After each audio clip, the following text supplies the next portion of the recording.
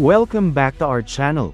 Sa episode natin ngayon, may isang malaking balita na siguradong akagagalit ng maraming Pilipino, lalo na sa mga sumusubaybay sa development sa West Philippine Sea. Natapos na ang runway extension sa Pag-asa Island, at malapit na ring matapos ang mga bagong pasilidad na bahagi ng Horizon 3 Nanograms AFP Modernization Program. Pero bago tayo magsimula, tandaan natin na ang matatag na Pilipinas ay hindi lang nabubuo sa lakas militar, kundi sa maayos na pamahalaan, paglaban sa korupsyon, pagtanggi sa political fanaticism, at paglaban sa maling impormasyon.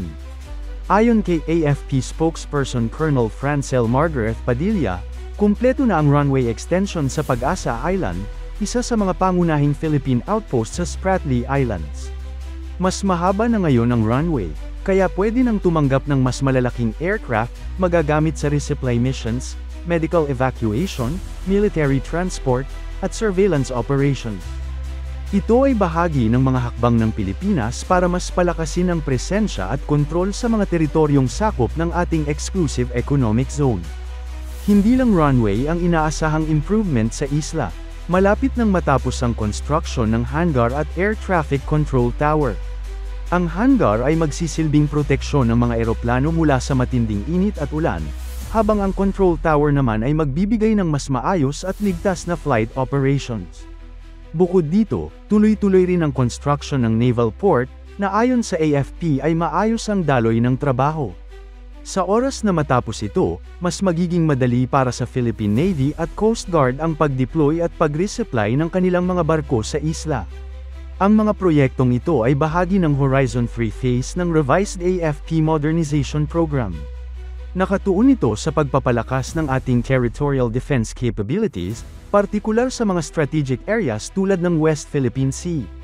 Ayon pa kay Colonel Padilla, inaasahang matatapos ang mga natitirang proyekto bago matapos ang taon.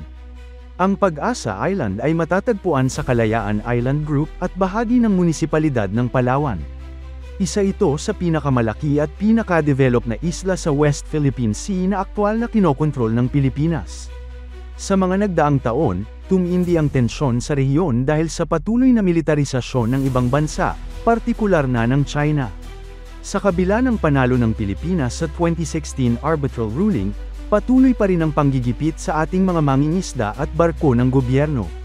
Kaya napakahalaga ng pagtatapos ng runway extension at iba pang pasilidad. Ipinapakita nito na handa ang Pilipinas na paunlarin, panindigan, at protektahan ang sarili nitong mga teritoryo, hindi lang sa salita, kundi sa gawa. Ang mga proyektong ito ay hindi lang simbolo ng soberanya. Praktikal din ang layunin, gawing mas episyente ang operasyon ng Air Force at Navy sa lugar, at tiyakin ang mabilis na pagresponde sa anumang sitwasyon. Mahalagang balikan ang konteksto ng AFP Modernization Program. Ito ay nahahati sa tatlong bahagi, Horizon 1, 2, at ngayon, Horizon 3. Sa Horizon 1 at 2, nakatutok ang gobyerno sa pagbili ng mga bagong kagamitan tulad ng helicopters, fighter aircraft, at naval assets. Ngayon sa Horizon 3, ang focus ay shifting towards territorial defense. Hindi na lang ito tungkol sa pagbili ng bagong armas. Kasama rin dito ang pagpapatayo ng permanenteng pasilidad sa mga critical na lokasyon, tulad ng Pag-asa Island. Malinaw na mas pina-prioritize na ngayon ang kakayahang depensahan ang ating mga isla sa panahon ng krisis.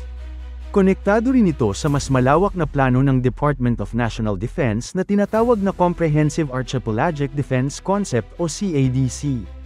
Ano ang dapat abangan? Ayon sa AFP, target nilang matapos ang lahat ng pasilidad ngayong taon. Pero hindi lang military aspect ang apektado ng development sa Pag-asa Island. Malaking bagay rin ito para sa civilian community na naninirahan doon. Sa kasalukuyan, may humigit kumulang 200 residente sa Pag-asa, karamihan ay mga mangingisda at kanilang pamilya. Ang mga bagong pasilidad, lalo na ang mas maayos na runway at control tower, ay magpapabilis sa transportasyon ng pagkain, gamot, at iba pang pangunahing pangangailangan. Kung dati ay umaabot ng ilang linggo bago makapaghatid ng supplies, ngayon ay posibleng maging regular na ang biyahe ng military at relief aircraft. Isa rin sa tinitingnan ng gobyerno ay ang posibilidad na magamit ang mga pasilidad para sa humanitarian at disaster response operations. Dahil sa lokasyon ng Pag-asa, ito ay maaaring magsilbing forward base ng relief operations hindi lang para sa Palawan kundi maging sa iba pang bahagi ng West Philippine Sea kapag may bagyo o sakuna. Malaki rin ang tulong nito sa pagpapalakas ng maritime domain awareness.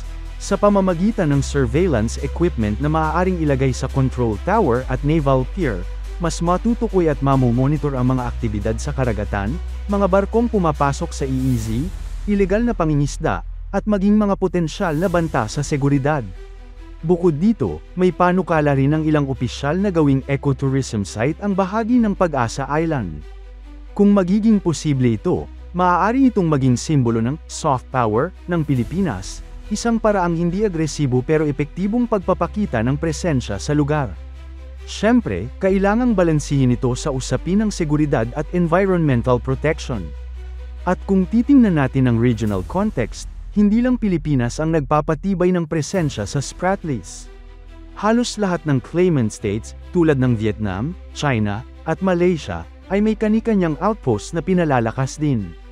Ang pagkakaiba lang, karamihan sa kanila ay hindi transparent o bukas sa media. Sa kaso ng Pilipinas, ginagawa ito ng may accountability at paggalang sa international law. Kaya habang pinapatibay ng Pilipinas ang Pag-asa Island, ito ay hindi aksyon para sa gyera, kundi isang lehitimong hakbang para sa pagtatanggol at pagunlad. Kapag operational na ang hangar at control tower, maaari ng regular na maglanding ang C-130 transport aircraft, maritime patrol planes, at iba pang air assets. Mas magiging madali rin ang pagdadala ng supplies, medical evacuation, at deployment ng personnel sa isla. Sa sandaling matapos ang naval pier, pwede na ring dumaong ang mas malalaking barko ng Philippine Navy, gaya ng BRP Jose Rizal class frigates o mga multi-role response vessels ng Coast Guard. Unti-unti, ginagawang tunay na functional military outpost ang Pag-asa Island, hindi lang simbolo ng pag-angkin, kundi aktwal na bahagi ng ating depensa. Sa totoo lang, malaking tulong din ito sa morale ng mga sundalo at tauhang nakatalaga sa isla. Ang pagkakaroon ng mas maayos na pasilidad ay hindi lang nagpapadali ng operasyon, kundi nagbibigay rin ng ginhawa at seguridad sa mga personnel. May plano rin ng AFP na dagdagan ang mga utility at communication systems para mas epektibo ang coordination sa pagitan ng Pag-asa at mga base sa mainland Palawan. Malaking hakbang ito para gawing mas self-sustaining ang isla, lalo na sa panahon ng emergency o kung sakaling hindi agad makapagpadala ng tulong mula sa lupaing mainland. Malinaw na hindi tumitigil ang AFP sa pagtupad ng tungkulin nitong protektahan ang ating bayan. Ano sa tingin ninyo? Sapat na ba ang mga hakbang na ito para palakasin ang ating presensya sa West Philippine Sea? I-comment nyo sa baba ang inyong opinyon. At huwag kalimutang i-like, share, at mag-subscribe para sa iba pang balita tungkol sa national defense at seguridad. Para sa